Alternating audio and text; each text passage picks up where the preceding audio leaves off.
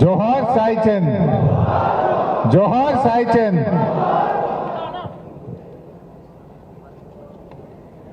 సాయిచంద్ సతీమణి సోదరిమణి రజనీ గారు, వారి తల్లిదండ్రులు, పిల్లలు, సాయిచంద్ కుటుంబ సభ్యులు, కార్యక్రమానికి విచ్చేసినటువంటి సాయిచంద్ ఆత్మీయులు అందరికీ పేరు పేరున నమస్కారం।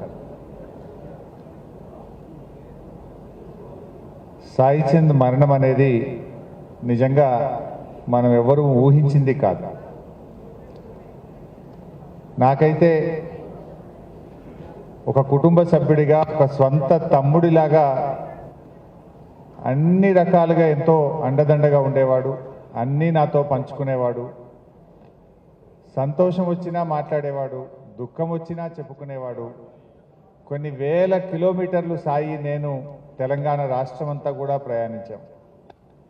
ఇంత ఆత్మీయమైనటువంటి అనుబంధం సాయితో ఉండేది। కానీ ఆ రోజు ఉదయాన్నే ఫోన్ వచ్చింది, సాయిచంద్కు హార్ట్ అటాక్ వచ్చింది, కేర్ హాస్పిటల్ తెస్తున్నారంటే షాక్ అయిపోయినాం। నిద్రలో అసలు అది కలనా నిజమా అన్నంత ఒకేసారి అసలు షాక్కు గురయ్యాం। పరిగెత్తుకుంటూ కేర్ హాస్పిటల్కి వెళ్ళాను నేను। కానీ అక్కడికి వెళ్ళేసరికే పాపం సాయి మనలో లేకుండా పోయారు। కానీ ఈరోజు సాయి శారీరకంగా మనలో లేకపోవచ్చు, కానీ తెలంగాణ ఉద్యమకారుల హృదయాల్లో, తెలంగాణ ప్రజల గుండెల్లో చిరస్థాయిగా ఉన్నాడు। ఇందాక మా నిరంజన్ అన్నట్టు సాయి మాట, సాయి పాట ప్రవహించే నదిలాగా ఉండేది। ఆ గలం గలగల పారే నదిలాగా సాయి స్వరంలో నుంచి మాటలైనా పాటలైనా ఎంతో అద్భుతంగా వచ్చేది। తెలంగాణ ఉద్యమంలో కేసీఆర్ గారి సభల్లో సాయి లేని సభ ఉండేదే కాదు, సాయిచంద్ లేకుండా పెద్ద కార్యక్రమమే ఉండేటువంటిది కాదు। అంత గొప్పగా పార్టీలో, ప్రజల్లో, ముఖ్యంగా కేసీఆర్ గారికి చాలా దగ్గరైంది సాయి। కేసీఆర్ గారు కూడా ఎంతో ప్రేమించేవాడు। ఉద్యమ సమయంలో ఏ పాటలు రాయాలన్నా అటు రసమై బాలకృష్ణ గారు, సాయిచంద్ గారు కేసీఆర్ గారికి కుడి భుజంగా, ఎడమ భుజంగా ఉంటూ ప్రతి పాటలో, ప్రతి మాటలో, ప్రతి సభలో ఇద్దరు కూడా అద్భుతమైనగా మరి ఎంతో చేదోడుగా నిలిచారు। తెలంగాణ ఉద్యమాన్ని ముందుకు నడపడంలో కేసీఆర్ గారు అడుగులో అడుగేస్తూ సాయిచంద్ గారు చాలా చక్కగా మరి ఆయన కాంట్రిబ్యూషన్ మాటల్లో చెప్పలేనిది, మనం వెలకట్టలేనటువంటిది। నిజంగా పెద్ద పెద్ద సభల్లో సాయిచంద్ మాట్లాడుతుంటే మేము చూసేవాడిని। ఇందాక మీరు అందరూ అన్నట్టు ఆ శివుడా అనే పాట పాడితే ముందు కూర్చున్నటువంటి వేల లక్షల మంది కళ్ళల్లో నీళ్లు రాలుతుండేవి। కంటించు రాతి బొమ్మల్లో పాట సాయి పాడుతుంటే అక్కడ కూర్చున్న మహిళలు కానీ, పురుషులు కానీ కళ్ళలో నుంచి నీళ్లు రాలుతూ ఉండేది। కొంగు పెట్టి తుడుచుకునేటువంటి కొన్ని సందర్భాలు చూసి నిజంగా మేము కూడా వేదిక మీద కళ్ళలో నీళ్లు పెట్టుకున్నాం। అంత అద్భుతంగా మరి తెలంగాణ రాష్ట్ర ఏర్పాటులో సాయి కృషి ఎప్పుడు కూడా ఈ ప్రజలు, ఈ ప్రాంతం, ఈ రాష్ట్రం మర్చిపోదు।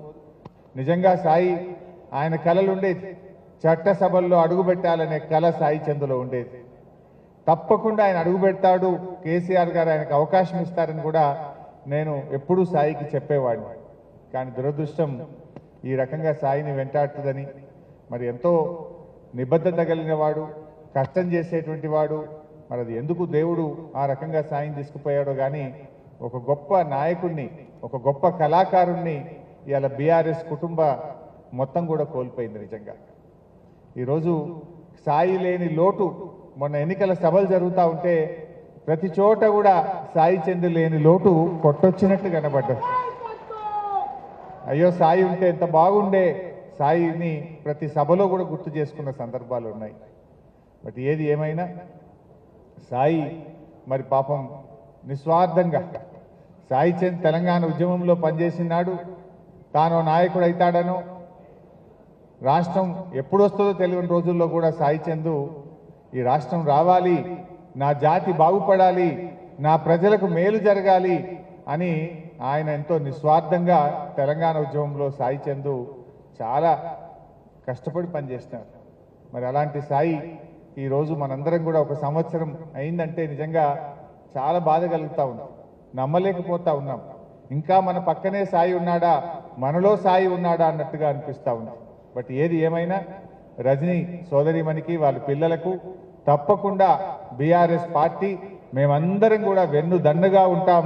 సాయిని తెచ్చియలేకపోయినా సాయి లేని లోటు రాకుండా ఆ కుటుంబాన్ని చూసుకునే బాధ్యత మాది అని చెప్పి సందర్భంగా మీ అందరికీ కూడా తెలియజేస్తూ, మరి ధైర్యంగా ఉండండి.